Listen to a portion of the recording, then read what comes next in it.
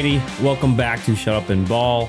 I am Aaron Chow, accompanied by John Harris, as always, my co-host. We are back to share our reactions to Week 5 of the NFL season. So we will definitely get into that here in a sec. As always, feel free to rate and review wherever you're listening or watching, if you're watching on YouTube. Nonetheless, I had, just before we dive into it, I had kind of a wild weekend, so there may be some games that I was able to watch back and go over. There'll be some games where I'll have to lean on you, John, but we already mentioned that last episode.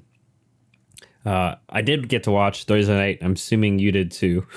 But yeah, it went as we expected in terms of a Thursday night game where it wasn't much of a contest. Granted, though, a little bit surprised in terms of the actual results because it's the Chicago Bears that they get their first win, beating the Washington Commanders in Washington, by the way, 40-20. It was the DJ Moore and Justin Fields show. What were your thoughts on the Thursday night results?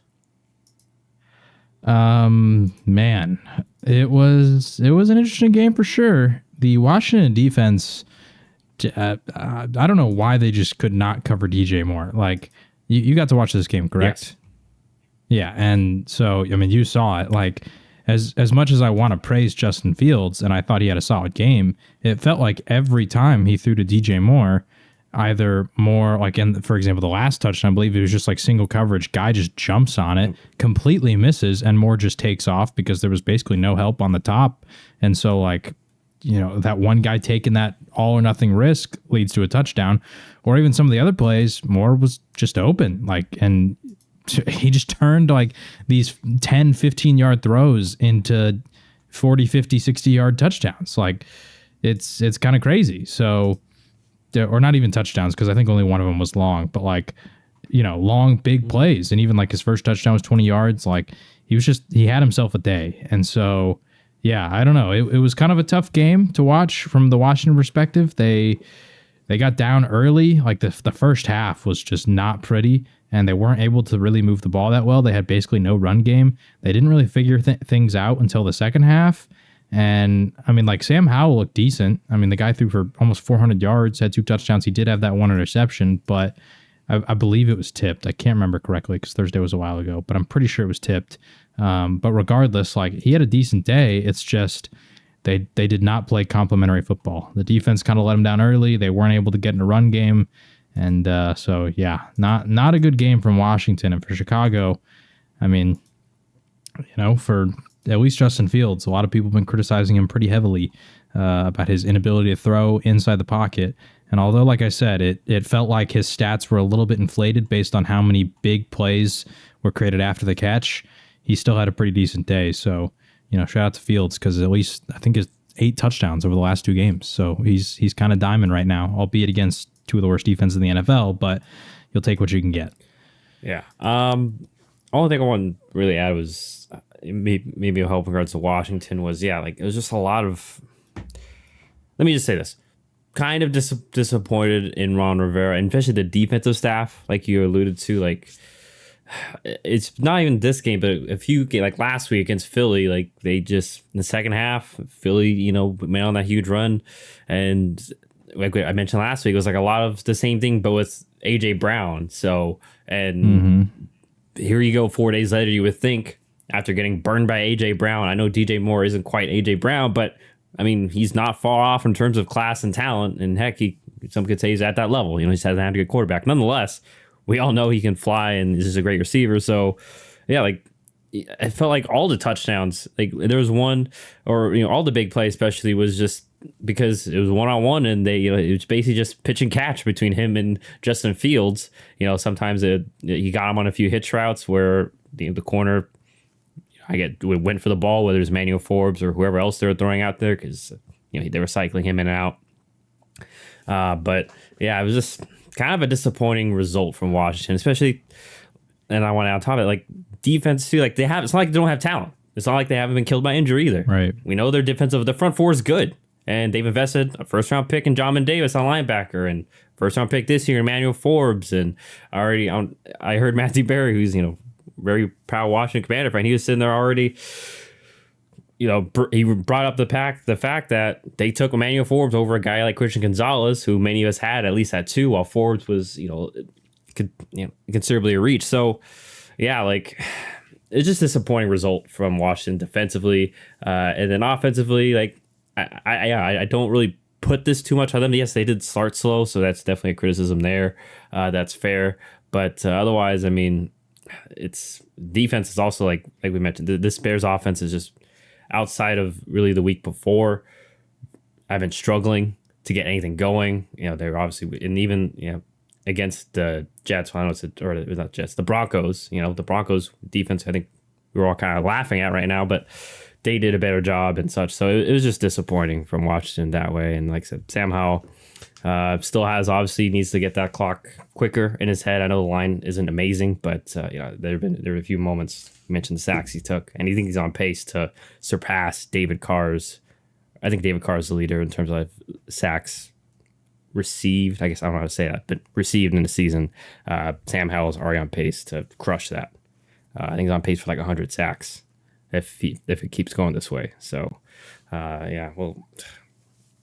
typical Thursday, but I just did not expect it to be this much of a blowout between these two teams at all. So I don't have much else to add. And also, by the way, too, Bears with no run game, by the way, either, because all their running backs, like, that's another thing we forgot about. All the running backs got injured. Like, they had to throw, they're using their fullback at the end of the game. So already kind of hamstrung, and you could, I don't know. But, I mean, I guess that's just the Commanders, right? I mean, you know more than I do. I guess this is just typical Commanders business. It's the kind of depressing part, too, is like, I mean, like you said, Sam Howell and the offense are actually kind of looking good this year. Like, I mean, obviously they had the one game against Buffalo where they put up 3 points. But other than that, I mean, just looking at their point totals, 20, 35, 31, 20. Like, that's a pretty good 4-game sample size of points that they've thrown out there. You could talk about the schedule. It includes the Cardinals, the Broncos, and the Bears, but they also put up 31 on the Eagles. Like, that's an impressive showing.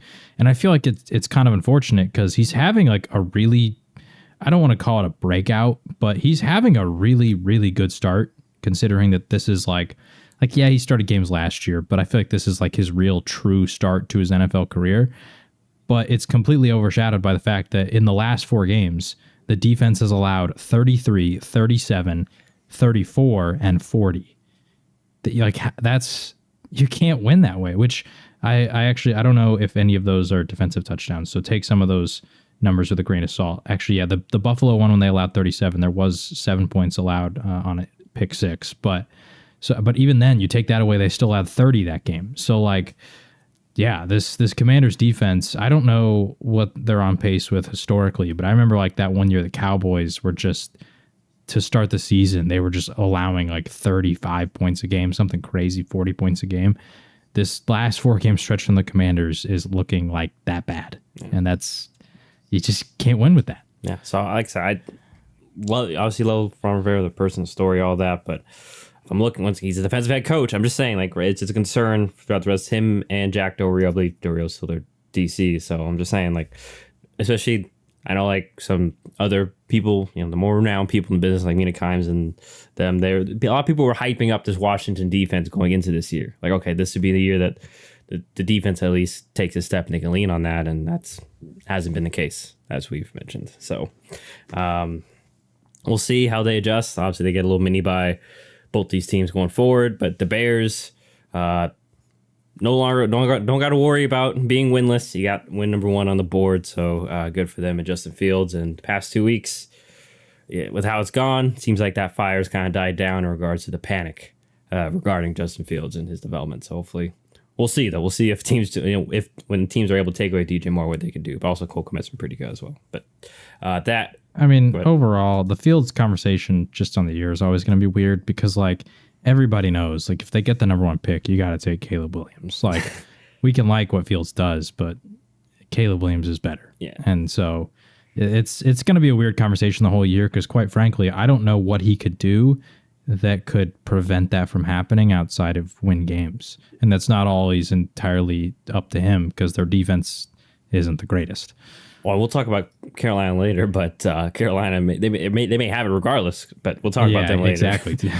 So, but before we get to them, got a couple other games on Sunday. We got to start with the one that was the first one, very 8:30 Central Standard Time or whatever. The London game, nonetheless. That's what it's more known for. Between the Jacksonville Jaguars and the Buffalo Bills. This is one that the Jaguars ended up winning 25-20 over Buffalo here. I only caught the last second half of this one. But what were your thoughts on this game? Yeah, so I actually got to watch this entire game, and it was a good one. It was a close game. The first half was not very pretty in terms of offense. Just in general, wasn't the most offensive game. Like, to start out, Jacksonville was kind of holding a lead. Buffalo eventually strikes back, but then the fourth quarter was where everything really kind of kicked off, and we kind of got some offensive fireworks. But yeah, it was a good game. Jacksonville, I think I'm ready to say the offense is back. Obviously the first 3 weeks, that was kind of a big criticism. Last week in London, they figured it out. Everybody was talking about it, and Trevor Lawrence even had said in the postgame press conference that the post-game interview on the field where he was like, we're not quite ready to say our offense is back. We got to show some consistency. And I think this week they did it. You got Trevor Lawrence throw for 300 yards. He threw a touchdown. Calvin Ridley had a big day. Travis Etienne had a huge day. So I think, I'm ready to say that the Jacksonville Jaguars offense is back and rolling. And the defense was impressive in this one too. Like, They really stifled Buffalo's run game just everything they tried to do. James Cook had 5 carries for -4 yards. Now, that said, Buffalo also didn't really commit to the run game that much. I don't know why, because it never really got out of hand until the fourth quarter. And even at that point, it wasn't crazy. It was just there was not a lot of time, so they were throwing a ton, which makes sense. But I don't know. It seems like they kind of went back to their old ways, which, you and I had kind of been keeping an eye on that. And it doesn't help that, like I said, James Cook got negative yardage, but it seems like you could have maybe got him more involved than just 5 carries. He did get 3 catches, but that's besides the point. Anyway, I don't know. I don't know what to take away from this from Buffalo. It's a London game. You got to go overseas. Jacksonville also has the advantage because they stayed there the whole week. So, and I think that's kind of a huge advantage.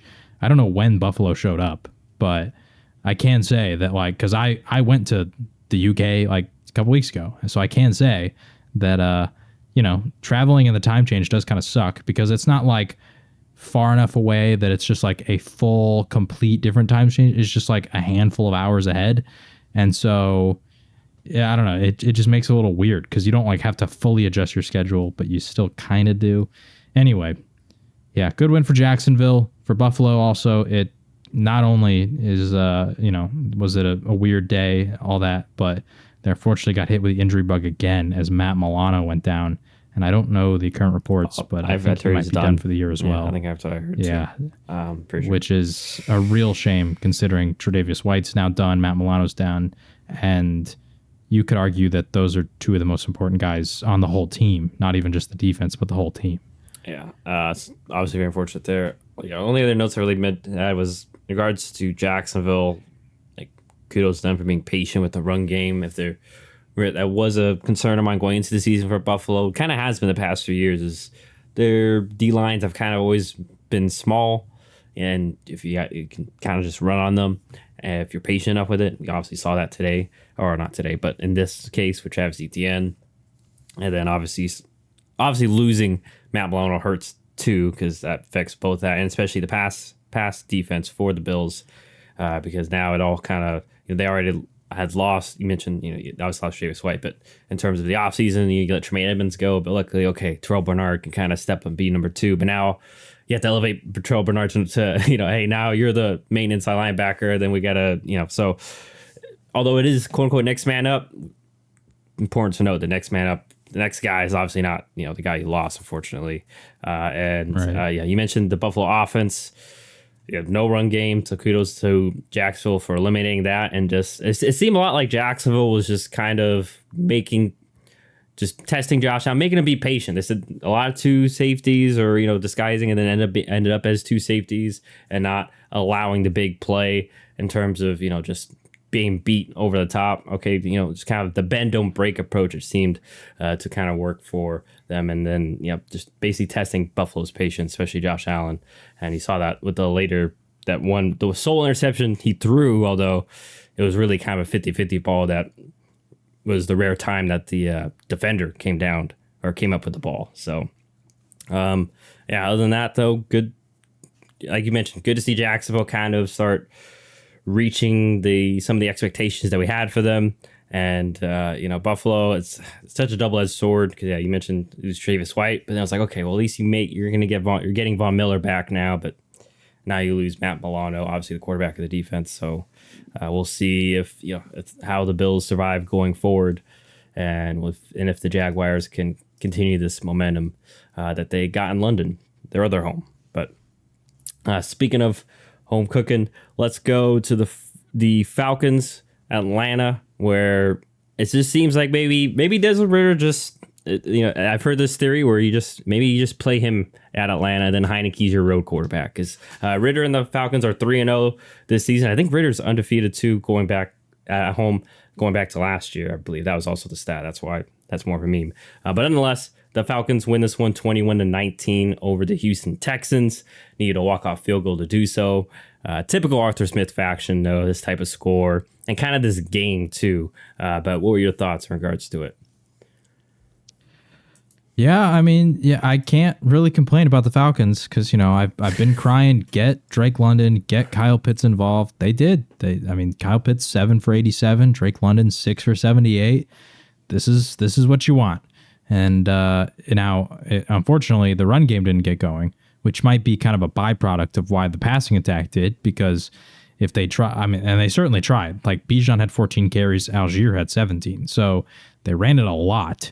And neither of them averaged that great of yardage. Bijan at 3.3, Algier at 2.4. So they weren't able to get much going on the ground, and I guess that just kind of forced them to start airing it out. Also, they were playing from behind, so I guess you add in that. I don't know. This it's a weird feeling seeing Atlanta like actually get Pitts and London involved, and I can only hope that they continue to do so. On the other side, Stroud, another solid day. Not his best, but solid.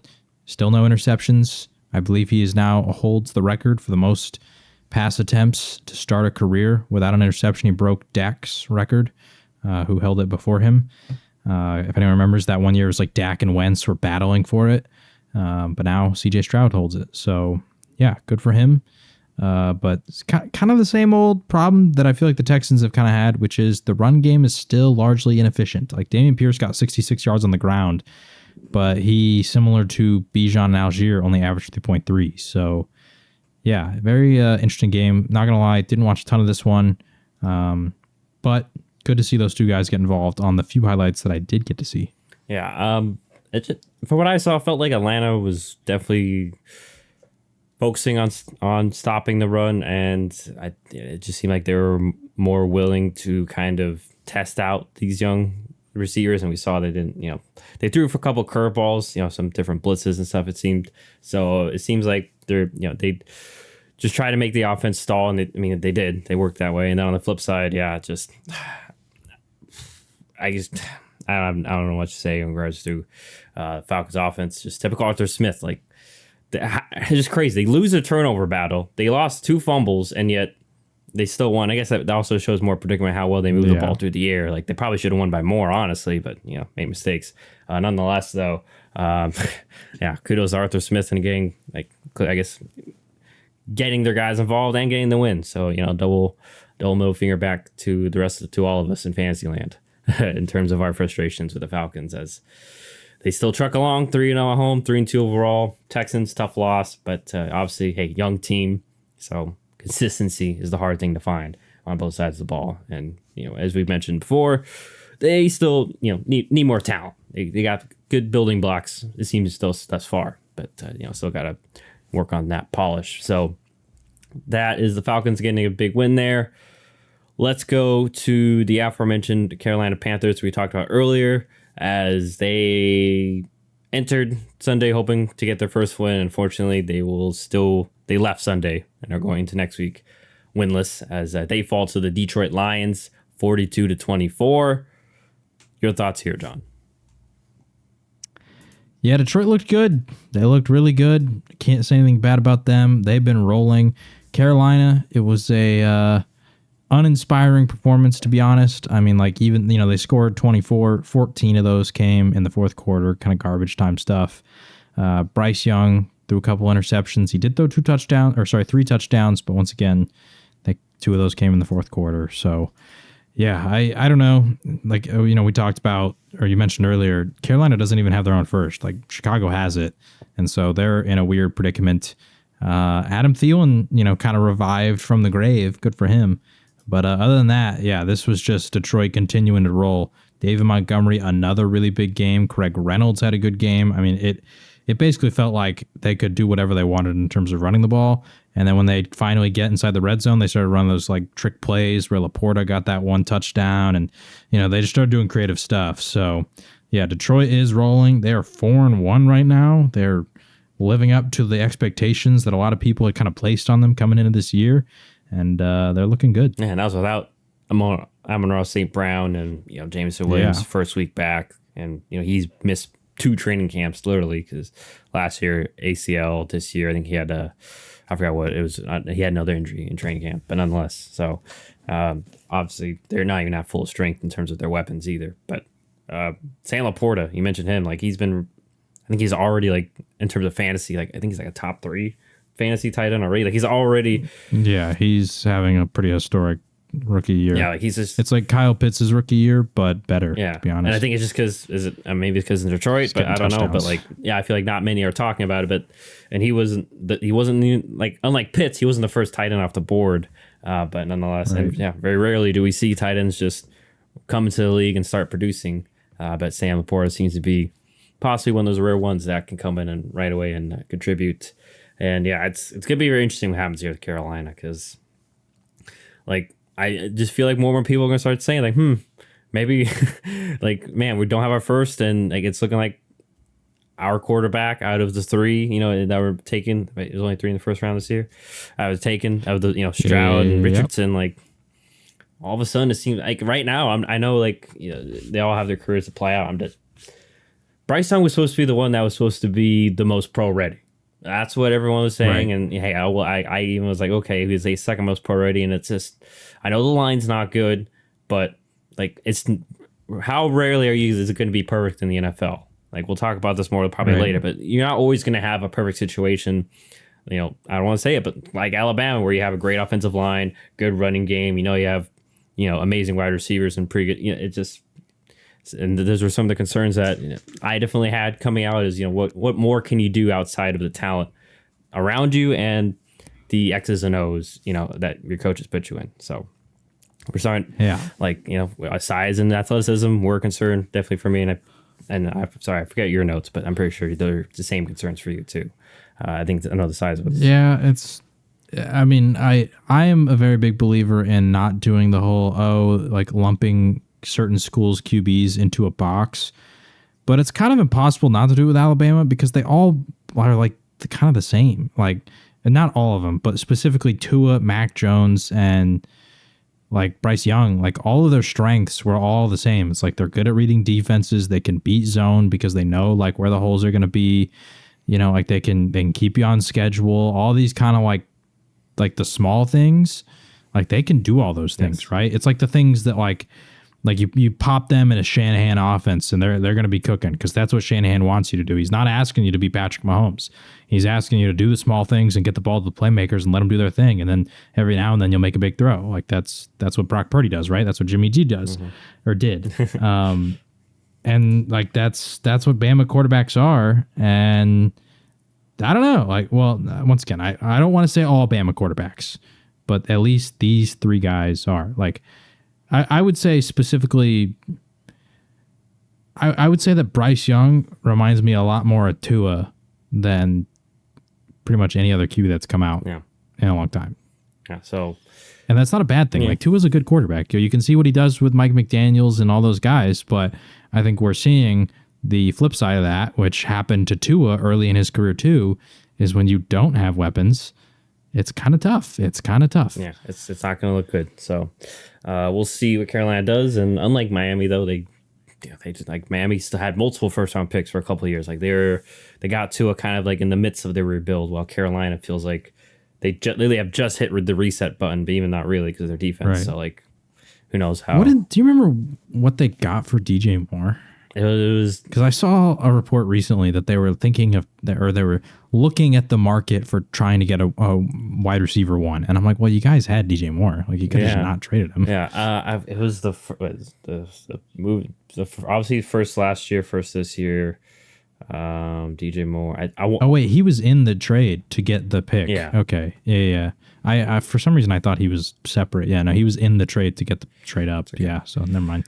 Okay, we got a lot of trade stuff going on in our heads. A lot of things going. But nonetheless, Lions. They're just showing kind of like what you want out of a team that's kind of rising to elite-ish status. Like, hey, you win the games you're supposed to win, and then sometimes, and then you win the other game. At least draw or win some of the other games where you're evenly talented. And so good kudos to them getting the win there. Yeah, about the Lions too, just the weird part is that, like, I mean, I was gonna say, well, you think about the schedule, but I mean, they beat the Chiefs, you know, so like, and which I think Kelsey wasn't playing that game, right? No, Kelsey, no Chris Jones, but I mean, they still hung with them, like you mentioned, and it was exactly so like they're looking good, and I wanted to mention their schedule is not very difficult the rest of the way. Like, next week they got Tampa, who that's a winnable game. You got Baltimore, and Baltimore's like, they're looking good, but also beatable. Mm-hmm. We'll talk about them later. Then you got like the Raiders, the Chargers is going to be a tough test, and like the Bears, they already beat the Packers, the Saints, but the Saints are kind of iffy. The Bears again, the Broncos, the Vikings, then the Cowboys and the Vikings again. There's like 3 or 4 games on there that the rest of the way that they might not be favored, and they could still win all of them. Like, I wouldn't say any of those games are out of reach. So like, the only reason I bring this up is to say Detroit, I'm not going to say that they're going to like go to the Super Bowl or anything, but there's a chance that they could be fighting for like one of those top 2 seeds. You never know. Yeah. I mean, I'm with it, especially with, we'll talk more later about some of these teams, but the way that their division's shaking out too, is looking like they could easily go, I was saying now they could easily go 6-0 in division, but hey, that's right now. Who knows? But Lions. Dark days have come where the Lions are. I mean, their fans deserve it, at least, but dark days are looking like they may be over in Detroit. But we'll see going forward. Let's go over. Also, sorry, good. Just another note on them potentially being a high seed. The 2 the 3 I guess main competitions would be Dallas, although we'll talk about them later, so take them with a grain of salt.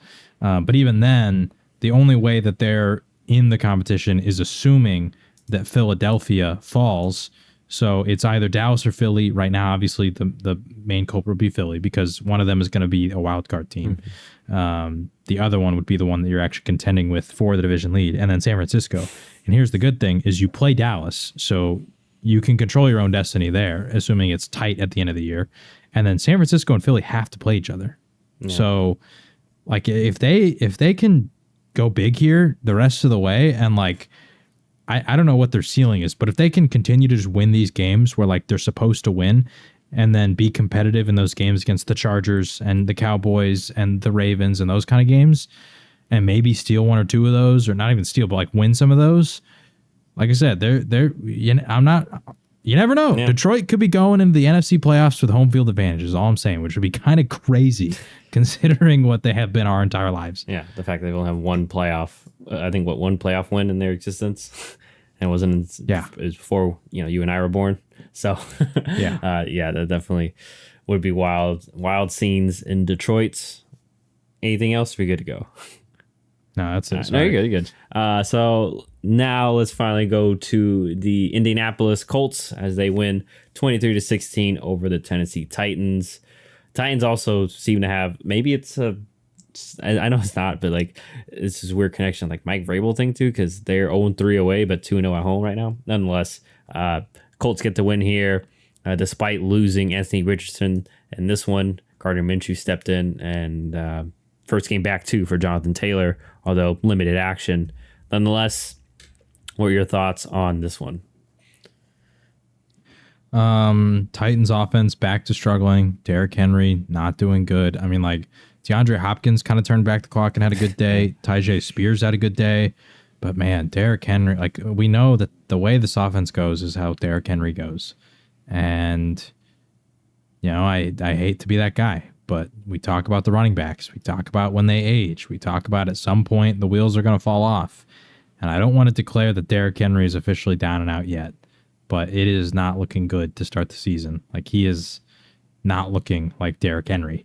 And that's just unfortunately how it goes. Because I remember as a Cowboys fan when that happened to Zeke. I remember the year, like he was looking good. He got a knee injury against Carolina in like week 5.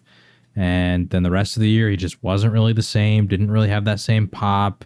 You tell yourself it's about the injury. Whenever he's fully recovered, he's going to come back. And he just never really did because he was getting older, the wear and tear, all that kind of stuff. So, yeah, I don't know. It's looking rough for Tennessee because I also don't expect DeAndre Hopkins to just like drop 140 yards consistently.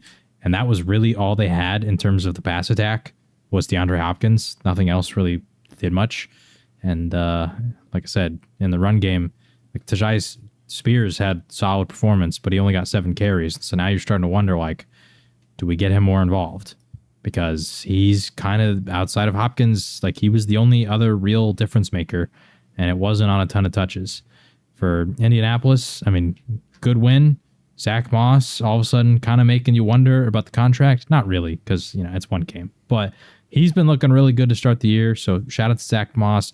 I think he's earned a role in the offense, even with Taylor, because I do think at some point Taylor is going to get the full workload. He's going to be doing the 20 touches a game like he previously was. But I do think that Zach Moss has shown the ability to be a key contributor in this offense still. And for Anthony Richardson, I know that a lot of people are already like going crazy, you know, he's injury prone, but like this, we knew that Richardson coming in was a raw prospect in terms of throwing the ball. So like, let's not get crazy when all of a sudden he's running a lot and he's being very physical when running and he gets banged up. Like these aren't serious injuries. These aren't going to affect his career. It's just the current play style that he is playing. This is the result. And I do think that this is kind of a wake-up call to the Colts, at least during the next offseason, of, hey, we don't want you to be as physical, so we really got to work on the throwing, and that'll come with time. So, or maybe start to work on sliding, because, you know, he doesn't always have to just smack around people. Yeah, he doesn't have to try and run over everybody. Yeah, which is something like, you know, Cam Newton learned, for example. Yeah, it's hard to have any sort of longevity in regards to that. Yeah. So, it's a very... good for Zach Moss's resurgence. Hopefully we'll see. It's very interesting to see what happens. Obviously with Jonathan Taylor going forward, because maybe, you know, who knows? Who knows what's going to happen here in regards to how this all goes. Well, he did sign an extension with him, but like this, I don't know. It feels like some people feel like I've seen some, you know, some people on Twitter such just feel like there's still a chance. I guess he gets traded because I don't know.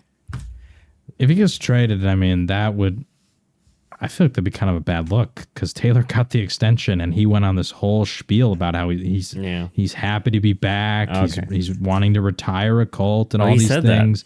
Okay, see, that's once again, I got busy, so I guess I missed that. Well, I'm not saying you're wrong. Like, I believe you're seeing the reports of like, well, you know, he could still get traded. I'm just saying, like, if they do that to him after him saying that'd be a bad look. That would be a bad look. Okay, so no, but nonetheless, good to see the Colts kind of be able to lean on the run game, have an identity, and this is why, you know, Gardner Minshew, good for him. Hopefully he's once again showing why he's one of the more invaluable backups in the league, because he can step in and kind of not lose you a game, basically, which you really want out of your backup. And even then was extremely efficient in doing so too. Not like they had to kind of manage him to a degree. So good there. And for Tennessee, I mean, I don't know what to say, man. Because watch next week, they're probably good. We're gonna be like, yeah, they got no chance, and then they're gonna pull something where, you know, Henry all of a sudden, I don't know. Tennessee. Tennessee's so hard to gauge. I didn't even look at my picks. Who did I pick? I'm out on Tennessee at this point. I don't even know what my picks were. We picked Indy. Thank goodness. Tennessee. But yeah. Yeah, I know this week we both picked Indy, but yeah, like I think the Titans have proved me wrong twice because I think I picked the Chargers and Bengals against them, and I think you took the Titans in both. I could be wrong on that, but I think I'm out on Tennessee, man. The offense is just so weird. I took Cincinnati against them. Oh, okay. Because I was like, because we were like, the Tennessee can't move the ball, so it doesn't matter. Yeah. And then and Derrick Henry had vintage game. Yeah, that was the one Derrick Henry game. Yeah. So yeah, who knows how to gauge Tennessee? Like I said, maybe we just gotta look. Is Tennessee home? Okay, maybe this is the week we lean Tennessee as opposed to when they're away. I don't know, but that's probably there's more to it than just home or away. So we'll see what happens. But now let's go over to the next one. This one was definitely more of a blowout in regards to the Dolphins getting the win at home, 31-16 over the New York Giants. Wasn't as easy for a bit there. Looked like the Giants were going to keep it close. And then touching the third quarter, Dolphins kind of put it away. Fortunately, looking like they may have lost Devon Achane. Who knows for how long? They're still getting a second opinion on that. Surprise knee injury. But what were your thoughts in regards to the Dolphins win? They handled their business. I mean, for a little bit, it looked like, maybe the Giants are kind of in this one, but they ended up handling their business against the Giants. They did what they needed to do. I thought the score was going to be bigger.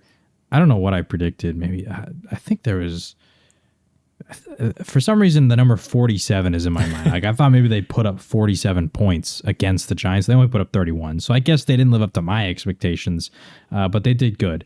Now, Daniel Jones gets hurt in this one, which kind of sucks for the Giants. But at the same time, like, I don't know, Tyrod Taylor kind of did the exact same thing that Jones was doing. Like, yeah, they're moving the ball, but they're not really getting much yardage, not getting many plays. They're efficient, but it's kind of basic. I don't know. The Giants offense, they need Saquon back. Like, he's what makes this offense go, and that's it. Like, they don't really have anything else. Like, Darren Waller had a good game on paper, but I don't know. They just didn't really it just didn't feel like the Giants ever really did anything offensively that scares you, and impacted the game. Like there was the 102-yard interception return that was the touchdown they got. Everything else was field goals. And so really if you add in that touchdown that Tua should have thrown, because it wasn't a great interception. I think it got tipped or something. I don't know. I can't remember the exact play, but he gets the pick and, gets returned to the house. And if that doesn't happen, then this is a 38-9 game. It's even worse. So, yeah, it wasn't close. Dolphins keep moving, keep rolling. Yeah, that's kind of it. I mean, yeah, I got the Giants. I mean, like you already kind of alluded, they need more talent. It's just not just Saquon. It's one of those things where I'm very surprised. I don't know, because we have this. Maybe it's why they, some New Yorkers are Giants fans, who are Jets fans. I mean, it's a psychological thing. I really don't know. I don't live there. Maybe we'll be educated, because I'm surprised they're not more mad at their front office, because the very simple things is how long have we been saying they need offensive line? How many times have they taken stabs at them? I know Evan Neal's still TBD, to be determined and such, but even depth's important, and it's been real bad there. And in terms of skill position too, outside, they haven't really, since Odell, which was previous regime, what have they really hit on? I know it was a little bit unfortunate that Sterling Shepard, he dealt a lot of injuries, but yeah, it's just I would be. We've known these issues for a long time, and it's kind of a shame too, because I'm probably a bigger Daniel Jones critic than a vast majority of people. Mm-hmm. I think he's very bad. Oh. I think the fact that they paid him $40 million a year is absurd, and I wouldn't have paid him at all. I just would have let him walk and just draft somebody else, because I don't know, but even I feel bad for him, because it's what do you want him to do? The offense, like you said, the offensive line's cheeks because Andrew Thomas isn't playing. They got no depth, so he has no time to throw. I'm pretty sure I saw somewhere that he has like the least amount of time to throw in the entire league out of starting quarterbacks. So like, what do you want him to do? And I'm a big critic of him, and I'm still, even like this whole year I've been making fun of him, I've been clowning him. I talked about how bad his stats were last week, and yet I cannot deny that the offensive line's terrible. They've completely whiffed on all their weapons. I mean, they signed Kenny Golladay for big money, and I don't know, maybe it's just Stafford is that freaking good, but that guy was amazing on the Lions. He was leading the league in touchdowns. He comes over the Giants. I don't even know what he's doing now. Like, is he even on the team anymore? No, I think. Does he play? I think he's like, did they cut him? I don't know. I don't know, because he was on the team last year, I think, and he just didn't play at all. It was just partially due to injury, but yeah, like he didn't work out. They drafted Kadarius Toney in the first round, gave up on him instantly, which it's not like he's necessarily proved himself a ton in Kansas City, but they gave up on him super fast. Like, I don't know. They draft Jalen Hyatt. I don't really feel like he's going to be that much of an impact player. He hasn't really done much yet. They haven't even tried to like even see if they can use him in any real way. Yeah, and I will say I do think he was a little bit more of a raw talent compared to some of the other receivers in the class. So like, I'm still willing to give him time to like actually learn and adjust to the NFL. Mm-hmm. But it just feels like every time they're picking offensively, they've just completely whiffed outside of Andrew Thomas and like you said, TBD on Evan Neal. They've completely whiffed, and that's on Gettleman and the current regime, because we've known that this team has no weapons and no line. Yeah, like go get some.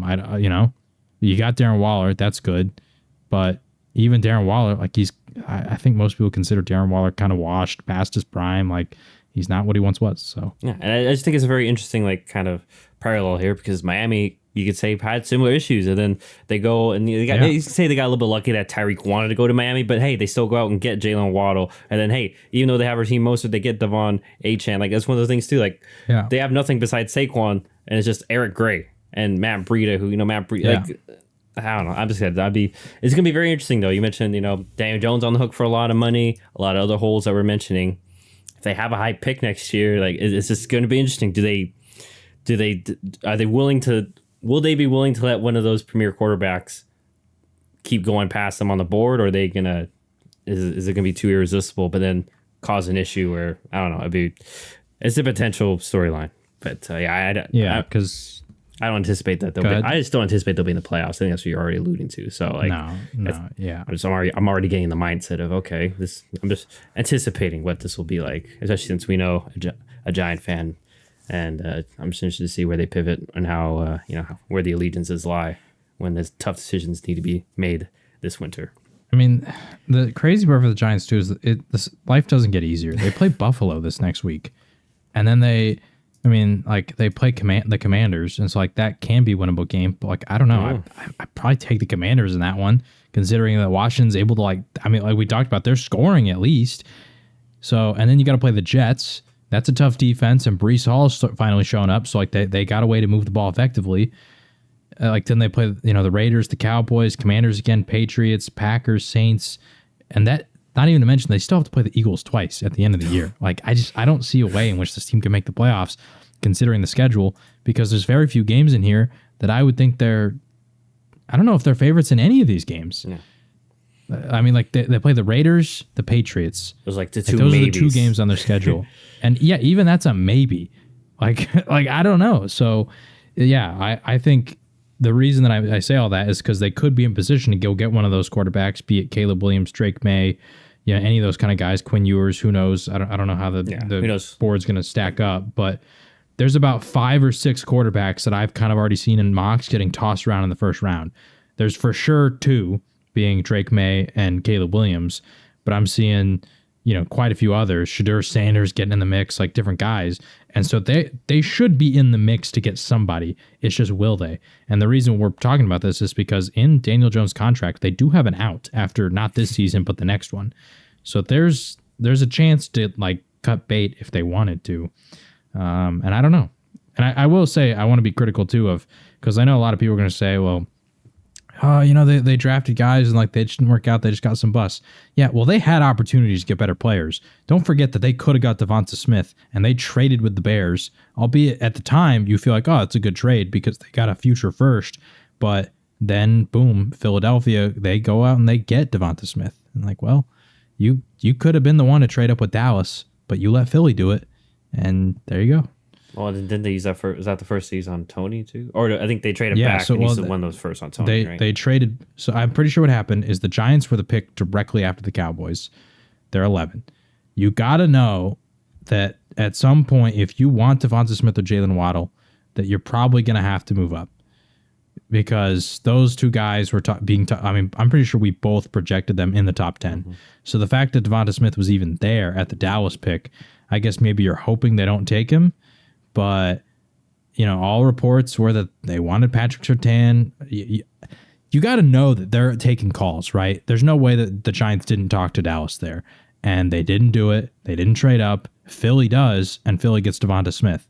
And I know that our resident Giants fan, friend Tyrone was very upset about that, but it's like, well, you lacked the aggressiveness.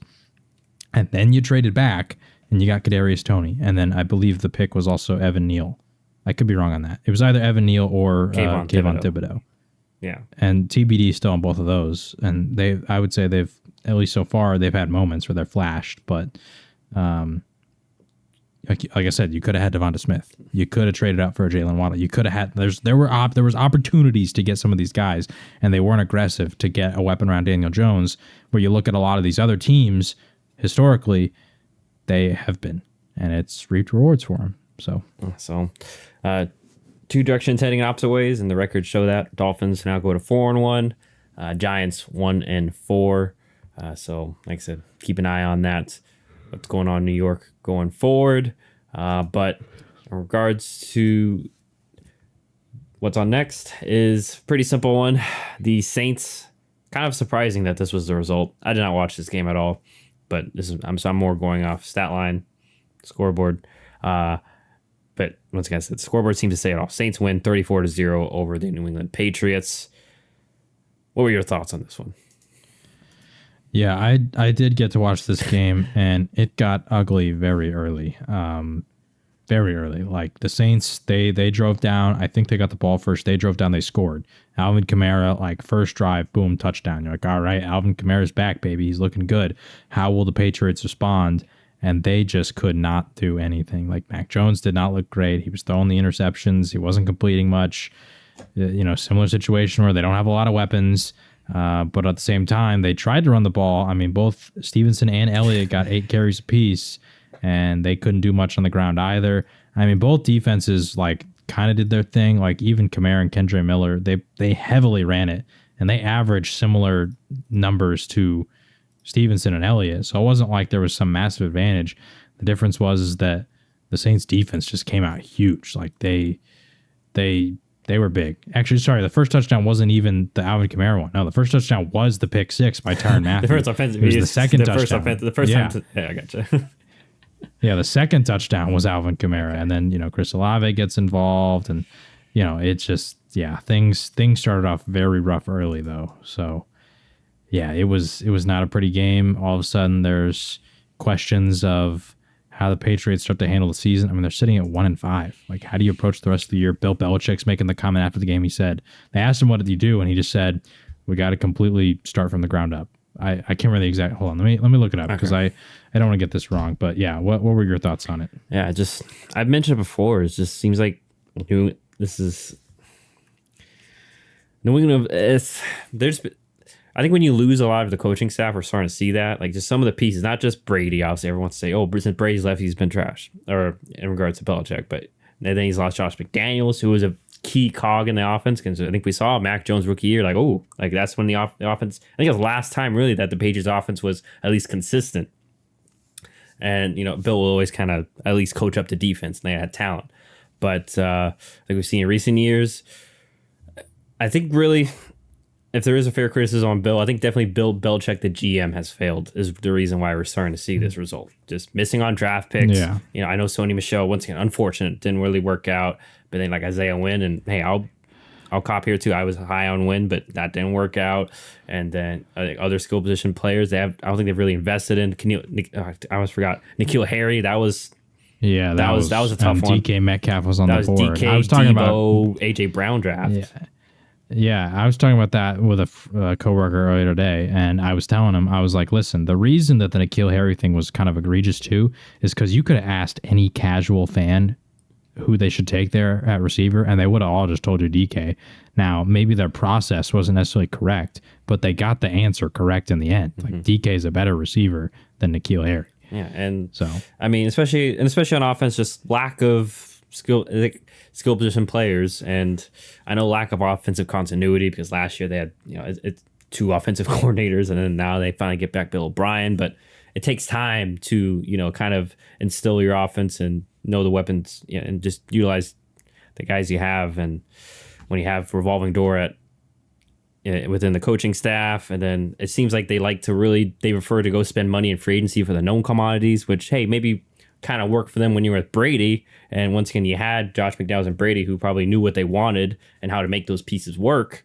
While so now it's kind of just, I don't know. So, yeah, it's... The crazy part when they did that, too, is I'm pretty sure Bill Belichick acknowledged that building through free agency is not the correct way. Like, I'm pretty sure he specifically commented on that and name dropped, like, Jacksonville had done it in the past. Like, he name dropped all these teams that had spent big money in free agency and how it didn't work for them in response to them doing it, which is so interesting. So it's like he knew and they still did it. And then, like, I don't mean to dog on Devontae Parker, they spent big on tight ends. Yeah, too, well, and then when they do extend, the wide receiver they do want to keep and extend is Devontae Parker, who I think once again we all know he was talent, but he's past his prime, which wasn't really that long, and his biggest issue's been injuries. And like I remember it was a shocker. I was like, wait, he got an extension? It was like what earlier this like a month or so ago, I think, or training camp. Yeah, I was like, really? I was surprised he was still on the team. Let's be honest. It was 3 months ago. I was surprised he was still on the team. I thought he wasn't. And he was. So, yeah. Like, it's kind of, I don't know if it's the end of the dynasty. I'm not going to sit here and say that. Who knows, but. Well, here's what I'll say, because I want to jump in here because they asked Bill. There were some comments about Bill Belichick after the game. First off, he was asked about what to do. And he said, start all over and get back on better track than we're on right now. And they asked him, what does that mean? And he just said, starting over. I don't know what that means. That could mean Mac Jones is done. That could mean, I don't know. That could be blowing it up entirely. I don't know. But he said, starting over. He went on some other radio show yesterday, and they asked him further about that. And he said, we'll just take a look at everything. Obviously, we didn't do anything well enough yesterday. Fundamentals is definitely a part of any successful player game. That's part of it. I mean, there's obviously other things. We'll look at everything. They then asked him if he is the right person to lead the Patriots when they restart. And he said, I'm going to do my best I can to help our football team. That's my job. And then they asked him, does he think that his message is still landing with the team? And he said, I'm going to do the best I can to help the team. I don't know. Like that sounds just like classic Bill Belichick questions or answers. So I'm not going to read too much into it. But the starting over part definitely makes you wonder, like, what does he really mean by that? Does that mean like let's just blow it up, go full blown rebuild? Because I mean they're 1-4. They're in contention that you could maybe go get a Caleb Williams or a Drake May or somebody like that. Like if you're that bad. So I don't know. It'll be interesting. Yeah, like once again, I put them almost in the Giants conundrum because if they are, and especially if they still have Mac Jones, do you go try again with the quarterback, or do you try to just stick with Mac Jones and try to get more talent because you need, regardless of who you get, you're going to need more skill position guys and fix these issues. Right. But hey, maybe like I think what you're trying to allude to, maybe a Caleb Williams, like we say about the Mahomeses and the Josh Allens, is they can kind of elevate some of those guys, and then hey, right, yeah, maybe you get lucky too along the draft or free agency, or a receiver wants out and you can trade for him. So yeah. And I mean, I think for them it'd be a little easier just because Mac Jones is still on his rookie deal. But yeah, it's definitely interesting because I mean, it doesn't feel like, which it's tough because they have Brady forever, so we haven't really seen him in this situation before. But it doesn't really feel like a Patriots move to go and get like this new like top, quarterback at the top of the draft. Like that would be very different than the way the Patriots have historically run under our lives, which, like I said, it's because they had Brady forever, but it's weird. Yeah, so we'll see what Bill means by all of that. I guess we'll find out going forward as Patriots fall to 1-4, 0-3 at home. Saints go to 3-2. Let's go over to one of the surprises, although maybe it shouldn't be a surprise, but it was a surprise nonetheless. And it's the Pittsburgh Steelers beating the Baltimore Ravens 17-10. Classic Mike Tomlin. 14 points in the fourth quarter for the Steelers to win this one. What were your thoughts on this game? Didn't we say that this was going to happen? Like, I swear that we literally had a whole conversation. We had a fear. I was like, watch this happen. This is going to happen. And yeah, it happened. Yeah. Of course. It's just Mike. Tough divisional game. And yeah. Kenny Pickett on a bad knee, it had all the writings, though, of there's no chance that they do this, right? And they do it. Yeah, I don't even know what to say. Good for the Steelers, but just, of course, like classic, you said it all. Classic Mike Tomlin, Pittsburgh Steelers, a game that you're not supposed to go in there and win, and you just make it ugly, and you do, of course. Yeah, and it didn't help that Baltimore had some unforced errors, I would say. A lot of bad drops. The Nelson Aguilar memes were back in full effect, but also it wasn't just him. Zay Flowers had a bad drop early in the game. Even Mark Andrews had he had a drop too. And then, so it really wasn't on Lamar early, although he made his mistake late in the game on that, the interception. That was, obviously miscommunication. I'm not sure if Odell was supposed to kind of go inside, but I think Odell was more running just for a back shoulder fade. Nonetheless, didn't work out there. It was intercepted by Joey Porter. And then that literally led to, I think, Pittsburgh getting the lead. And then, it was just, like you said, classic Mike Tomlin Steelers, making this game sloppy, and on their end, just still managing a way to win. For Baltimore, I think just got to button things up going forward. And it just sucks that the one play that they kind of went like one safety, zero blitz, that's when Kenny Pickett dialed it deep to George Pickens. Yeah, shout out to George Pickens, by the way, because he balled out. The sole bright spot in their offense. Yeah, because Najee he did his thing. Najee hasn't been great. I keep waiting for maybe this. Jalen Warren was definitely more efficient this week for sure. So maybe I keep kind of waiting because I'm sure you've watched it. I've seen Jalen Warren have moments, and I'm always getting to the point where I think we need to make Jalen Warren RB1. If I was Matt Canada, and then I don't know if he's. You want to know what the craziest part about Najee too is I believe he's top 5 in the current NFL of runs for over 15 yards. Oh, wow. And yet he is so inefficient. If you look at his season stats, well, I don't want to misquote it, but so that just shows you though that literally he's on the season he's averaging 3.9 yards per carry. And so that just shows you that he's either getting that occasional big run or literally nothing. Yeah, and then even in big runs, not a home run where it's 50, like we saw Zach Moss do, where he at 50 yards, just outrunning everybody. He it seems like he eventually gets caught too. Yeah, I think he has 7 runs of over 15 yards, and he's got 247 total yards on the season. If we just took the bare minimum, let's say all 7 of those are just 15 yards, that's 105 yards on 7 of his carries. That's almost half of his production came on 7 of his total touches. So it just goes to show you the other 50 plus touches that he's had, they're going literally nowhere. They're not getting anything.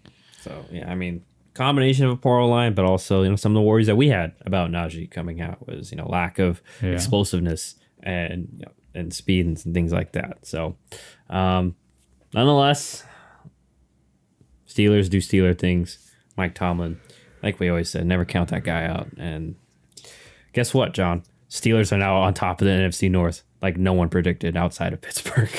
I'm going into week 6. It's crazy. But anyways, let's go over to one of the games of the latter part of Sunday, and it is the Philadelphia Eagles. They remain undefeated, beating the LA Rams 23-14, kind of pulling away in the second half, shutting out the Rams in the second half. What were your thoughts here in regards to these two going at it? Well, I don't know. It almost went as I expected. I thought that the Rams would be able to keep it a little closer. I know in our picks, I think the spread was 4, 4.5, 3.5, somewhere around there. 4.5. 4.5. Okay, yeah. So it was somewhere around there, and I thought that maybe the Rams could keep it close, keep it within a field goal.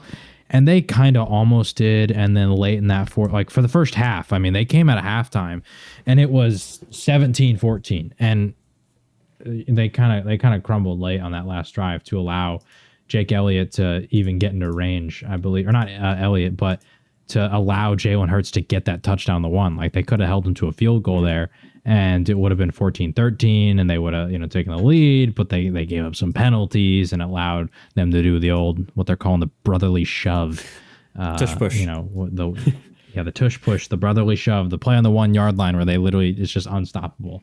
And I think, I'm pretty sure somebody got hurt on this play like last week, and now there's all of a sudden this talk that the NFL Players Association might bring it up next year in the bargaining anyway, and try and get it banned because the players are getting hurt. And then, there you go. But I thought it was a good game from the Rams. I liked what I saw. I mean, you're playing the Eagles. It's going to be an uphill battle. I thought that Kyron Williams and the run game was actually a little bit better than expected. I mean, it wasn't like game changing. It didn't massively change the impact of the game, but he did decent. And then on the other side, Matthew Stafford, him and Cooper Kupp, they're back.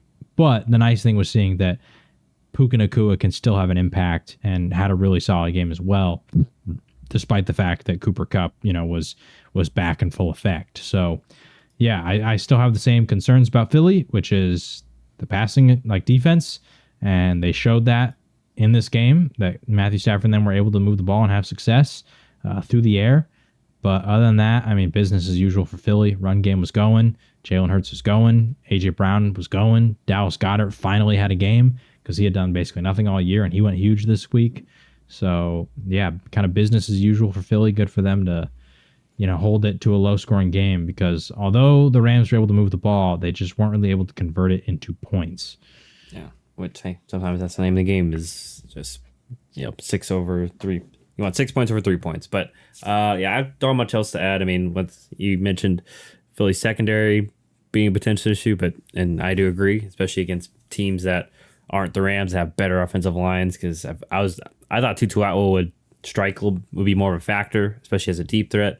But now the more I think about it, obviously Miss Stafford wouldn't have enough time probably to dial anything up. But like I'm already saying, against potentially Dallas or San Francisco, like you mentioned, the secondary could be a big issue if they don't have to worry about covering for more than 2 or 3 seconds, because we know the Rams offensive line is not great, and I've already mentioned that a bunch of times that it's all on Stafford to kind of make quick decisions and quick throws, which he can, but you can only beat so many teams doing that. And once again, not really Stafford's fault. Just gotta do what you can with what you got.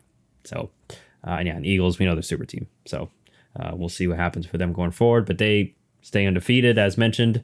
Go to 5-0. Rams fall to 2-3. Now let's move over to Arizona, where the Cardinals played the Bengals, and the Bengals ended up winning 34-20. Right after Jamar Chase, told, I guess he had to say it in the mic. I thought their connection was closer, Jamar Chase's and Joe Burrow's, where, but I guess, Jamar's got to tell the world that he's open, so that, I'm just kidding. But Burrow definitely looked better on this one. Nonetheless, Bengals win 34-20. What are your thoughts here? It was good to see the Bengals actually move the ball, and they were able to do it multiple ways. Like, although Joe Mixon wasn't that efficient, they continued to run the ball. So that was good to see.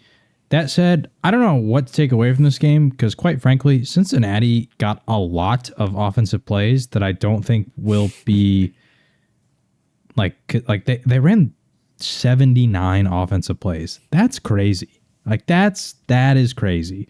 I don't know how consistent that can keep up, and so I'm not quite ready to say that they're back. Similar to Jacksonville, right? We got to see another week maybe of them doing this. But yeah, they looked good in this one. It was against the Cardinals, but the Cardinals have looked competitive a lot. If anything, I would say the Cardinals defense has kind of been the one thing that hasn't really done great for them. So, but regardless, Cincinnati needed this win. They're 2-3, so they're still in it. If they fell to 1-4, things could have got ugly here, but they're 2-3, so they're still alive. And of course, the biggest thing though is seeing Joe Burrow and Jamar Chase just go absolutely off. That's what you want to see. Yeah, I mean, and you saw Burrow too. Be able to dial up some deep throws. I saw he's able to step in the pocket and do that a little bit more mobile. Like he's definitely getting better. So like, he was moving around. So I will say that was kind of the big takeaway. Yes. I felt was he was moving. Yeah, we saw him more like definitely looked more like a Joe Burrow that we saw of old, basically. And it was just force feed Jamar Chase, and it worked. And then I do want to give kudos to the Bengals defense, though, obviously forcing those turnovers.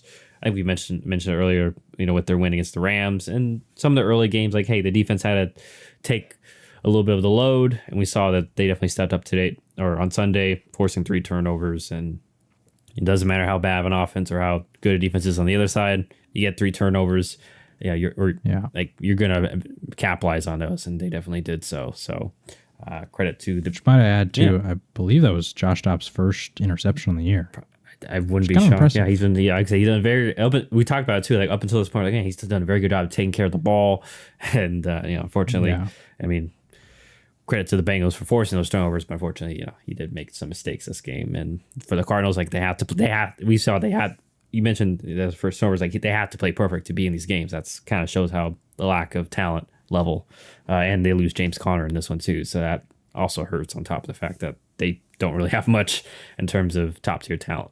But obviously they're building for the long haul. Bengals, like you mentioned, desperately needed that win, and thankful they can thank the Steelers too, because the Steelers forced the Ravens to fall 3-2. They're all like within a game going forward, and all the Bengals have to do is survive one more week next week, and then they get a bye, and then that by then hopefully Joe Burrow's back to being fully healthy or close to.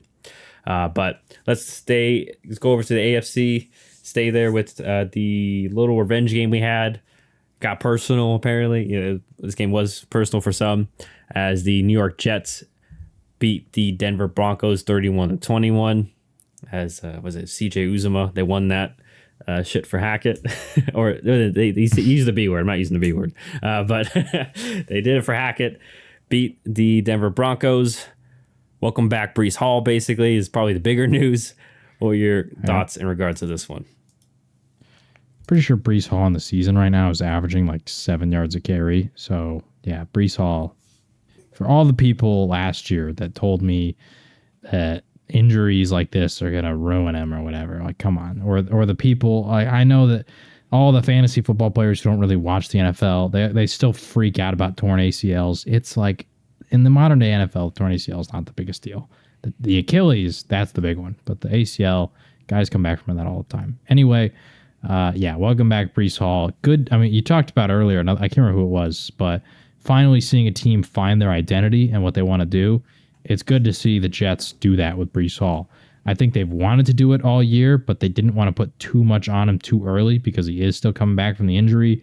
You don't want to have him go through an entire rehab offseason, all this stuff, and then just instantly put all that workload back onto him and, something happens. And so you kind of ease him back, get his body ready for it, and boom, you give him 22 carries, and the guy absolutely dominates.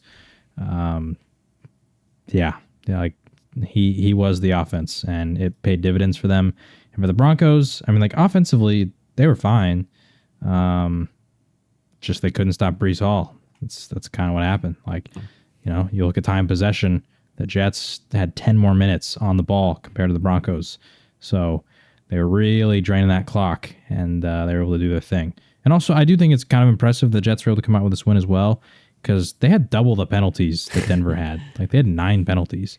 But unfortunately for Denver, you lose the turnover battle by only 1. They only had 1 more turnover, but I would say their turnovers are a little bit more crucial than the Jets. Yeah, I would agree. There was one where it was like a double reverse, but the handoff between P. Ryan and Mims. I'm not sure if P. Ryan gave it to him too high or whatever, or too hot, but then Mims it kind of inexplicable kind of fumble, and then that was a real bad one because they're already at kind of midfield, kind of getting a drive going, and then obviously there's that one at the end with Russell. Hey, 2 hands. I'm sure that's what I'm assuming that's what Sean Payton told him because he kind of ripped into him as soon as he got into the bench area. But that was obviously the sealer there for the. But like you mentioned though, like the Broncos kind of hung around because the Jets, like I said, had some costly penalties and such. But yeah, I mean, end of day, Jets took care of business. Defense came through, like I mentioned, with those fumbles and recovering them, and then obviously, yeah, Breece Hall.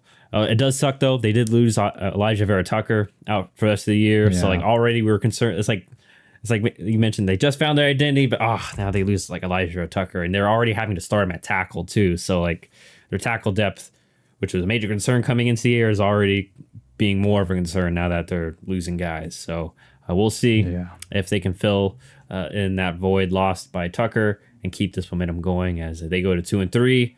And yeah, Sean Payne and the Broncos 1-4, and unfortunately 0-3 at Mile High. So there is that. Let's go to the last game of the Sunday afternoon. It was the Chiefs handling their business against the Minnesota Vikings, 27-20, despite a hobbled / injured Travis Kelce, as he did what he hurt his I forget what it was. Was it his foot? Ankle? I forget. Unless got banged up, did come back. But Chiefs win 27-20, like I mentioned. What were your thoughts here in regards to the Chiefs win? Chiefs offensively don't feel like they quite have that same juice that they've always had. I think they're still trying to figure out who the receivers are. Yeah. Like, I don't know. Nobody's really popped. Like, Rashee Rice has, I think, kind of been the most impressive, but even he, like, I don't know. He just hasn't had any, like, huge games.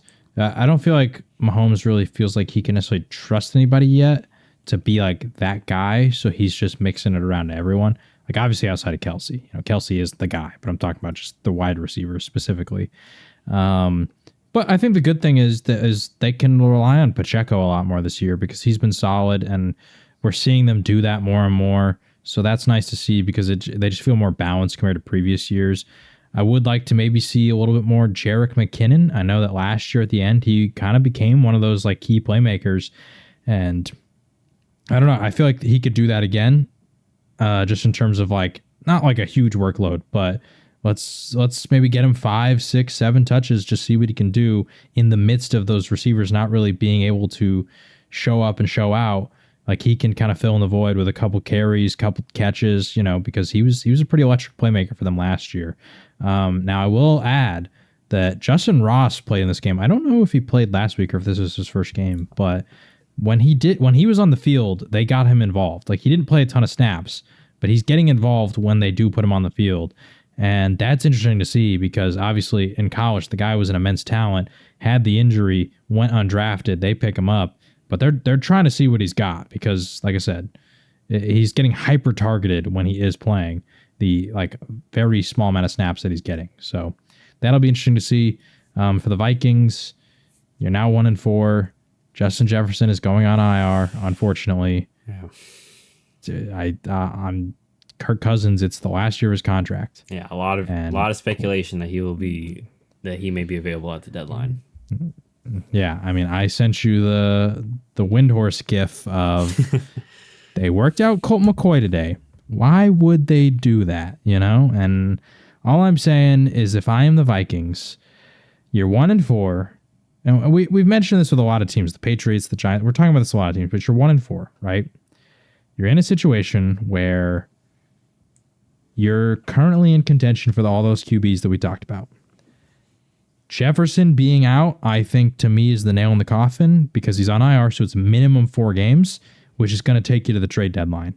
He's not going to be back before then. And let me look at the Vikings schedule because I'm pretty sure the Vikings have kind of a rough go the next few weeks.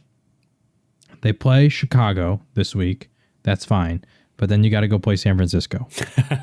And then you got to play Green Bay. And have you guys played each other yet this season? We have not, so that could be a coin. I would say I was right now a coin toss, especially with no coin Justin toss. Jefferson. Yes, with no Justin Jefferson though, like maybe Aaron Jones is back by that point. Vikings defense hasn't been great, so like these are the games that you have before the trade deadline. Then following that, you got like Atlanta and New Orleans, and those are tough games still. Like those are tough. And at the end of the year, you got to play Cincinnati. You got to play Detroit twice still. Like it's not like they have a cakewalk of a schedule. You still got to play, Green Bay again at the end of the year too. So if I'm Minnesota, I'm trading Kirk Cousins. Just quite frankly, last year of his deal. Are you going to extend him?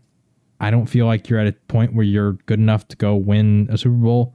We're seeing that even with Jefferson healthy, the first handful of games that they weren't able to win. You got problems on defense. I don't know how committed you are to Alexander Madison as like your running back of the future. So, you already have the weapons. You don't have the issue that like Daniel Jones and Mac Jones have. You got Jefferson, who's the best receiver in the NFL. You got Hawkinson, who's a top 5 tight end. And you got Jordan Addison, who's been looking really good. Like, I mean, even in this game without Jefferson, well, partially without Jefferson, he had 6 catches, 64 yards, and a touchdown. So he's looking good. And so I feel like you have 3 really solid weapons. You add in a young stud quarterback. That's a good offense to build around moving forward. And considering the age of those 3 weapons too, that could be a good offense for the next 6-7 years, depending on how long they're all under contract and all those kind of things. So I don't want to speculate longer, but yeah, if I'm the Vikings, I'm trading Kirk Cousins. Yeah, and I want to whatever I can get. Just to add, when you mentioned like at least a good base and like at least in regards in comparison to the Giants and Patriots, like also Christian Darrisaw. We both love him. Yeah. And he's very good at tackling. Like you at least also have like some pieces, he's a stud. Like more than just one piece. Like the Giants have, the Garrett Bradbury solid, Ezra Cleveland's proving to be solid. So like you got a couple of solid, like at least stable building blocks on your O line too. So you don't have to worry about we got to reach on O line, or we got to prioritize O line down the road, or at least for the first round, like you said, maybe you can just it makes it easier to kind of trade away some assets to be willing to move up for the quarterback if that's what they do. And O'Connell's like a good offensive coach too. Yes. So I mean, like, all I'm saying is like this feels like a plug and play for a young quarterback. Absolutely. Like seriously, or at least like a good launch pad for one. To at least like maybe you got to fix maybe a running back spot, because once again I don't know how committed they are to Cam Akers and Madison as the running backs. You still got to maybe add some interior offensive linemen, to not only Darrisaw but to kind of help with the run game. Maybe some guards, because who knows about Ed Ingram and some of those guys. But yeah, like this feels like for a lot of the teams that we're mentioning, Chicago, New York, New England, this would by far be the best situation that you could have in terms of like weapons. Yeah. So considering that Jefferson is going to be hurt, if I'm the Vikings, maybe I shut him down for the year. And I just say like, listen, Justin, we're going to tank. We're going to go get a different quarterback. I trade Kirk.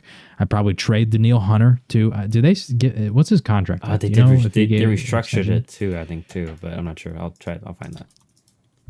Because I can't remember when he signed. He has 3 years left. There is a pretty big dead cap, so I don't know how exactly it would work with trading him. You can't cut him, but yeah. I don't know. Like he's 28. He's got value. Maybe you keep him. I don't know. But injuries have been. I would try and cash. I think that's why the reason too. Yeah, I don't know. Regardless, I would just try and cash in, and I don't know about what Harrison Smith is wanting to, but maybe you just say, Harrison, look, if you want to go play for a contender, we'll send you somewhere, because it's not like Harrison Smith is like the Harrison Smith of old. I mean, he's still decent. Like he's forced fumbles the last 2 games, or 2 of the last 3 games. He had 3 sacks against the Panthers because they were just sending him on tons of blitzes. But I'm saying, listen, Harrison, you want to go to a contender? We'll send you there for the cheap. Just like clean house, get rid of everybody. It also helps too if you can trade Harrison Smith, because his contract is kind of big, all the way till he's 36. They got him signed for this year and 2 more years after that, and it's like the base salary for next year is $15 million and then $17 million, so he's not cheap.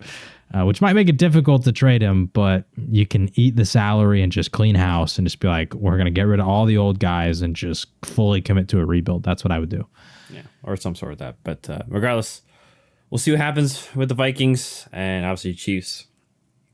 We'll see if who can step up in their wide receiver room, especially with Kelsey getting continually dinged up. And regardless, when we're talking about the elites. You're going to need some wide receivers to make some plays in the playoffs. But Chiefs win against the Vikings. Let's go to the Sunday night game. I did not watch this game live. I only watched the highlights. But honestly, I feel like you could probably give us a good synopsis as the 49ers beat your Cowboys 42-10. Floor is yours, my friend. I mean, I texted you guys pretty quickly that, and at that point too, it was 7-0 for the record. Yeah. So it was early. It was after they had one drive and we had one drive. I sent that message because I knew it's the same old, same old. And actually, this was actually worse for the record. This was the worst game the Cowboys had against the Niners in my lifetime. I don't know historically, but it was bad. It was a blowout. It wasn't close. There's literally nobody on the Cowboys that I could praise except for like Cavante Turpin. And unfortunately, he got hurt and he might be done for the year. Or at least I think he's going to go on IR. So, and like the only reason I praise him is because he's the one who got the touchdown. And but like he's not a key contributor outside of like special teams. You know, he plays a couple snaps offensively. So I don't know. Like it just overall, at this point, I've been thinking about it. We lost to him 2 years in a row in the playoffs. We lost to him again. This is 3 losses in a row. I looked back on it. The last time that we beat the Niners was in 2020. That was the year in which everybody got hurt. They had Nick Mullins at quarterback. Debo didn't play. George Kittle didn't play. Like, they had literally nobody. So, you know, I think Nick Bosa was still healthy at that point, maybe. But, like, congrats. We beat him in 2020. That was the last time. And then the year, like, we beat him again in 2017. Or not again. We beat him in 2017. So the last 2 times we beat him were 2020, 2017. 2017, CJ Beathard was playing because Jimmy G didn't play in that game either. So it's like the times that we've beaten San Francisco in recent history, they were not at full health. When they have been, they've beat us 3 times in a row now, and it's gotten worse and worse and worse. It was 24-17. Then it was 19-12. Those are the 2 playoff games. At least they were tough defensive battles, and you can hang your hat on something. In this game, the offense was terrible. We scored 10 points. The defense was terrible. We gave up 42. It's just, I don't know. Like the Niners own us. It's kind of depressing. I'm feeling like I'm a Celtics fan, for anyone who doesn't know, and it's like the opposite of the Celtics 76ers thing, where like Joel Embiid's talking about like it's not really a rivalry when they always kick our ass.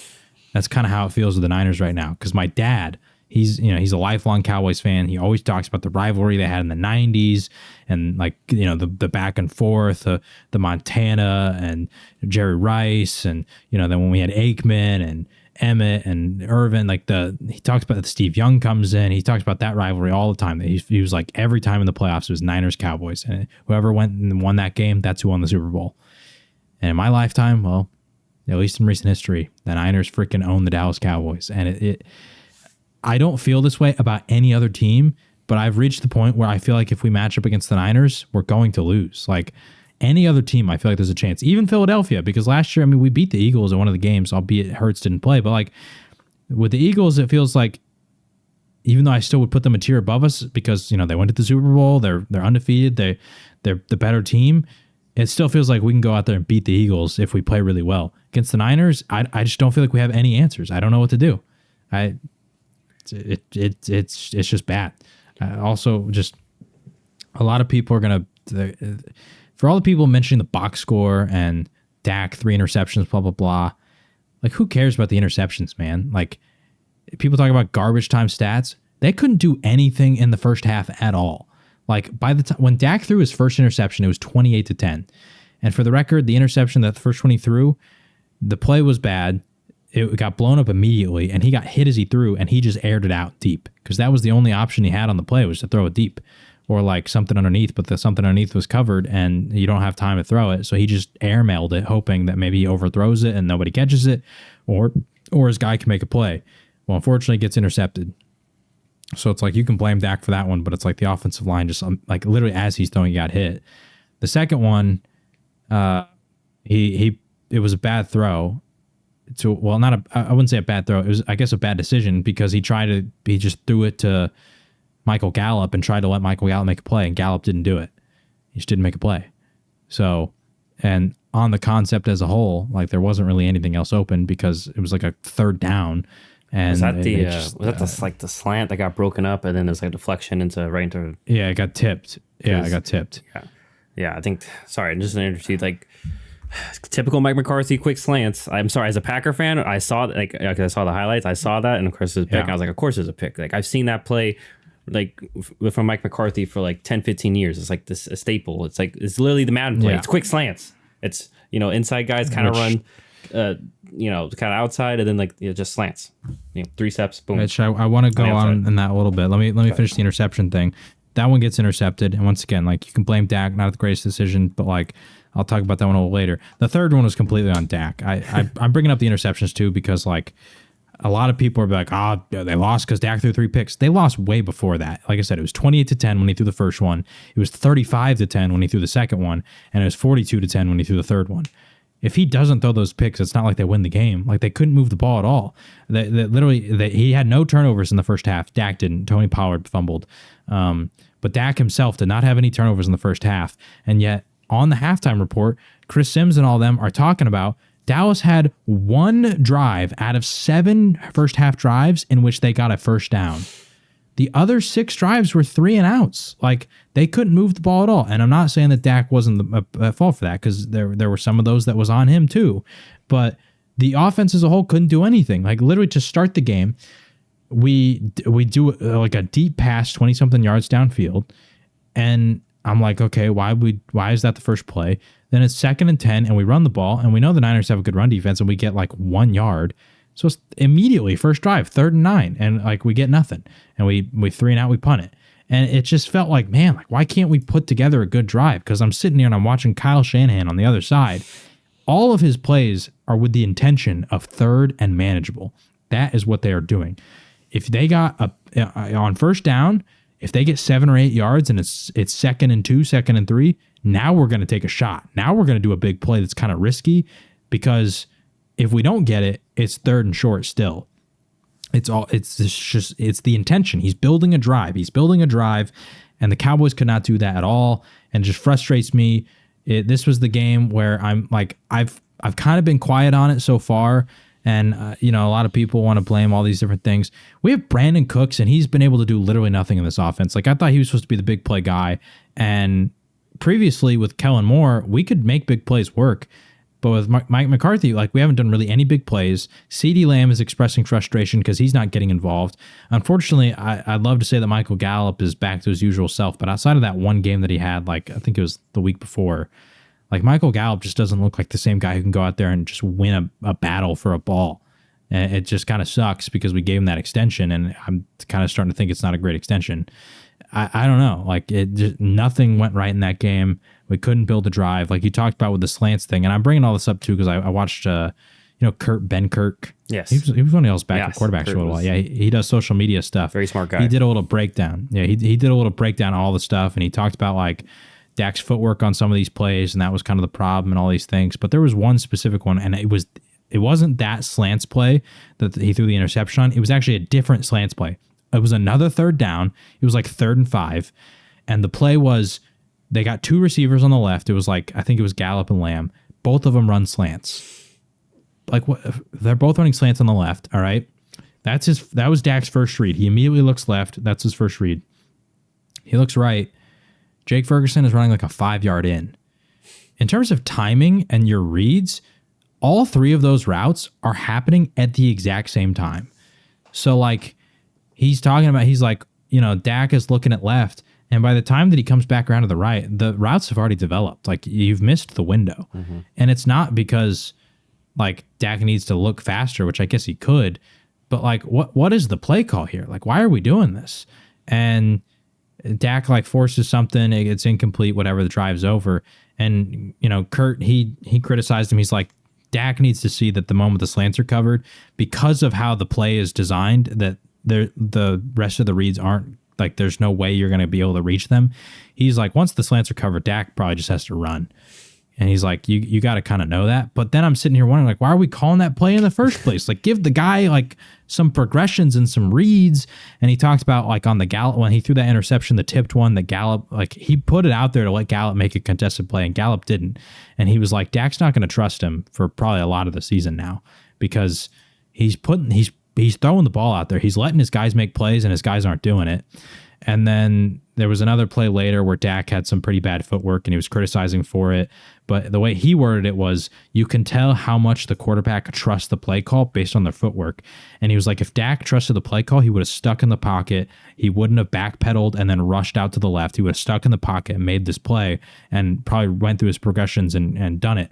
But because he didn't and he rolls left, the guy, Jake Ferguson, who gets open on the right side, he's like, you can't make that throw. He's not going to do a Mac Jones where he tries to throw it back across the other side of the field. You don't do that, especially when you're a right-handed quarterback going left. So, like, you know, and once again, Kurt is criticizing Dak. He's saying you need to stay in the pocket, but he's also saying Dak clearly does not trust the play.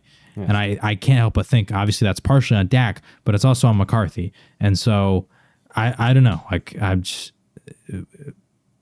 on the first take, you know, Stephen A is already going off talking about blah, blah, blah. You got to get rid of Dak, blah, blah, blah. And Pat McAfee went on there and was like, you can't get rid of Dak. If they do, it's a $60 million cap hit next year. So, like, good luck. So Dak's our quarterback. Like, people can, you know, all the people can clickbait and say they got to get rid of the Dak. They got to bench him for Trey Lance. Shut up. Trey Lance, really. Wow. The Niners got rid of him for a reason. So, like, Dak's the quarterback, and he's not a Mahomes. He's not a Josh Allen. I say that all the time. He's not one of those guys. So you got to do things to help him. If he is out there under siege and he is struggling, you have to do things to help him. Shanahan was doing that on the other side. Oh, yeah. Brock Purdy's doing play action. They're committing to the run game, even if it's not very efficient. Like, McCaffrey only averaged like 3 yards a carry, and yet they continued to give him the ball and work it. Like, keep Pollard involved, keep running the ball. Like, it wasn't that out of hand in the first half that you could just give up on it entirely, and give him some easy plays. Like, they ran like a screen pass to Pollard like in the fourth quarter by the time it was already like done, and the screen went for like 20 yards. And I'm sitting here like, why aren't we running screens? Why aren't we motioning? Why aren't we doing these little cheat codes? Like, the fact that we cannot get CeeDee Lamb, our best playmaker, involved on offense, that criticize Dak all you want. Like, there are ways that it doesn't matter who the quarterback is, the play caller should be able to get that guy the ball. Yeah. It doesn't matter who the quarterback is. You can put Lance in there, and there should be ways that the play caller should be able to get CeeDee Lamb the ball because he's your best playmaker. You need to get him the ball, and we can't do that in any of the games. Like, look at CeeDee Lamb on the year. He has one game with 4 catches or more. One. That's bad. And these you know, you can, I don't know. I'm just frustrated. It just feels like this is just, it's bad. It's bad. Like, I don't know. In my opinion, I wish it was as simple as, sorry, no, I didn't mean to cut you off, but I wish it was as simple as Dak is the problem, because I think that'd be a fixable problem, but it's so much bigger than that. Like, Gallup's not creating separation. We can't find a way to get Brandon Cooks involved at all. CeeDee Lamb is getting completely taken out of games, and it's just frustrating that, like, every time we go against the Niners, I just have this feeling that somebody else has to step up, because we are incapable of getting those, like, the best players the ball. I know we're not going to run the ball that well. I know we're not going to be able to get, like, our top receiver involved that much. So I'm sitting here hoping that, like, Kavontae Turpin and Jake Ferguson and Michael Gallup can go huge, because they're the ones that the Niners are willing to beat us. And for some reason, we can't think of how to overcome that. When you watch Shanahan or McVay or LaFleur or some of these guys, they'll get their playmakers the ball in these big games. And for some reason, we just can't. We just can't. Yeah. And I obviously know different regimes, different styles. It's just interesting because as a Packer fan and as someone who also had Mike McCarthy, I doubt it's just like, maybe more than this, but I remember we had issues with the 49ers, the Colin Kaepernick, even Alex Smith days. And it seems to be the issue, at least once again, is it just seems like for Mike McCarthy, maybe for Dallas, maybe specifically Dallas right now, is just Niners are obviously a closely similar in terms of overall talent. Is just, I think like you alluded to, schematically, they're just better. They're just, like you said, putting their guys in winning positions, stringing plays together too. Like, okay, you've seen this play maybe 2 or 3 times, but there's a wrinkle. You thought he was running a slant? No, it's like a sluggo. You know what I mean? And boom, you bid on slant or things like that. Yeah. You see him. It's like a chess game for him, where it's just one trap after another, one thing after this. There's a momentum building to it, and then, well, for Dallas, like Kurt and I think myself are kind of alluding to right now is just. Yeah, just kind of we're going to do what we do. You know what I mean? We have these are maybe a few handful of like game plan specific plays, but no, other than that, we're just going to run what we do. And yeah, it works when you play the Jets and some of the teams that aren't as talented on both sides of the ball. Whereas the Niners are like, okay, we know it, like that one sack, I'm sure that you've seen on social media where it's mesh. Like, and Frank Warner plays it perfectly because that's the first thing they practice in spring and summer training camp is, all right, guys, let's guard mesh. Like it's literally a Madden play, and Madden plays are relatively simplistic. So the fact that, and obviously you read him, not only him, the entire defense was all over that. And it was that was the case the whole game, basically. It felt like, at least from, once again, I only saw like the condensed highlights, but that's what it just seemed like, was that the Niners, they just knew exactly kind of what to expect. And Dallas was kind of a team that, especially your defense, that usually plays fast and aggressive because of, the Niners knew what to kind of expect there too, and had their own kind of wrinkles and things to throw at them. They had to play on their heels, and we saw what happened, in regards to Kittle getting open, a few times. But even they probably would have scored touchdowns in other ways, if they had covered Kittles in those plays. So. Yeah, which I will say for the Dallas defense, man, like sometimes they do get a little too cute. I feel like the Niners, this is one of them where they kind of did. Like they were trying to get ways. They really wanted to pressure Brock Purdy, and they just quite couldn't. And so they started doing all these like different stunts and all these different things to try and get like Micah Parsons in the backfield. And then San Francisco just took advantage of it. Like they just started running straight up the middle, and when your defensive tackle is intentionally going outwards to create space for your defensive end to come up the middle, well, and then they just run up the middle while there's a gap that you have created yourself willingly that he can just take. So they were taking advantage of that. And I don't know, they're allowing touchdowns a lot on the right side, which is starting to worry me because that was Trayvon Diggs' side, and the first Kittle touchdown was that side. The big Michael Wilson play, I believe, was on the right side against the Cardinals. Like, there's a lot of these big plays happening on that right side of the field, and they gotta clean it up because it's starting to feel like a trend a little bit here that right side of the field is where plays are happening in the absence of Trayvon Diggs. And I believe in Dan Quinn. I think he'll figure it out. I think he'll fix it. I think if they were to rematch the Niners, I would expect the defense to be better. But my biggest concern, once again, is I don't expect the offense to be better, and it's kind of frustrating me. And the whole part about like the trusting of the offense thing, you mentioned that mesh play. That was the play that Kurt was talking about. You can tell a quarterback trusts the play call based on their feet because, like you talked about on that play, Fred Warner, he gets the sack. It's because they forced Dak out to the left. If you go rewatch that play, Dak could have stayed in the pocket. He could have stepped up in the pocket, but he didn't because I don't think he trusted the play to actually result in anybody getting open. And once again, I think it was Jake Ferguson eventually on the right side does, but because he rolls out left, he doesn't expect it to get open. CD bumps a guy. He tries to roll left with CD. Nothing happens. And so there you go. Like the play is completely blown up. They get a sack because Dak doesn't step up in the pocket. And the reason I really highlight and emphasize this play is because the best game I personally think Dak has ever played was against Tampa Bay in week 1, like 2 or 3 years ago. And that was Kellen Moore calling the offense. And Kellen Moore had been the offensive coordinator for a couple of years. And although I have my criticisms of Kellen Moore, I do think that Dak trusted Kellen Moore. And I think that because of that, he was willing to stand in that pocket, because I remember the reason that game stood out is they had no run game whatsoever, just like this Niners game, and Dak did not leave the pocket. He didn't roll out. He didn't leave. He was coming off that injury, so that might have been part of it, but he just stood there in the middle of absolute chaos as that Tampa, prime defensive front was just bearing down on him, and Dallas lost that game. It was 31-28, but Dak had a hell of a game that game, and that, I don't know, it just makes me think to these Niners games to where, like, clearly Dak doesn't have that same trust in the play calling or the offensive line or his receivers or something that is causing him to not play that same way where he just stands there in the middle of the chaos. And maybe that's a him problem. Like, maybe he needs to do that. But I don't know. Something needs to change because it's just frustrating, man. It's frustrating. I'm hoping that this is a wake-up call because, quite frankly, if we're going to have any hope of trying to make a playoff run, we're going to have to either go up against San Francisco or hope that somehow the bracket falls in a way that the Eagles have to beat them for us.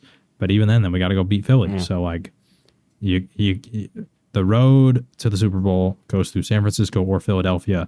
And right now, the way that Dallas played in that game, they're not beating either of them. Agreed. So we'll see if they can make the adjustments still early in the year. And I mean, as we're seeing with all these injuries, sometimes it may just be too. You may just need to get into the dance healthy. I will say though that's tough. Leighton Vander Esch is potentially going to go tough on too IR because now, you just lost a key piece on. You already lost two key pieces, and you mentioned Diggs. You're already feeling the presence of Diggs' loss now. Who knows what that'll do? Because then maybe you have to force Micah to play. I don't know. I'm not saying that will happen, but that may be needed. Him playing more middle linebacker. I don't know how long Vander Esch is out.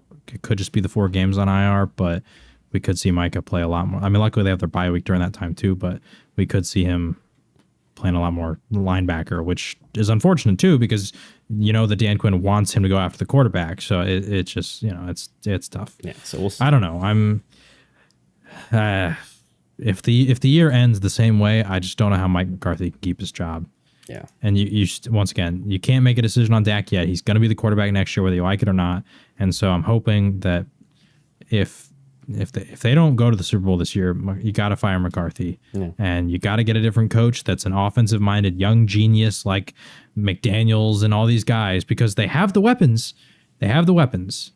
CeeDee Lamb, Brandon Cooks, Tony Pollard, like you got weapons. You got good offensive linemen, although they're not quite the prime offensive line that they previously were. You still got a good offensive line, and hopefully that guy can fix it. And if he can't, then I don't know. Maybe you make some drastic decision on the quarterback, but we'll see. Yeah, we'll let time play out there. So, obviously tough loss for the Cowboys, but it's a long season and it's a matchup league. I think people forget about that too. So sometimes you just, like you said with the Niners, they kind of have your number. Some teams are just, they own us. Some teams, it's a matchup league. They just match up better than others, as we've seen. But let's get to the Monday night game. We won't spend much time on this one because these two teams will probably be irrelevant at the end of the day. Unfortunately, one of those two teams include my Green Bay Packers, as this was, in my opinion, and I'm not saying this to be mean, but it's just he hasn't had many games in his career. Probably the worst Jordan Love performance of his career. But nonetheless, it was a close game, had opportunities. Raiders win 17-13. Any quick thoughts on your end?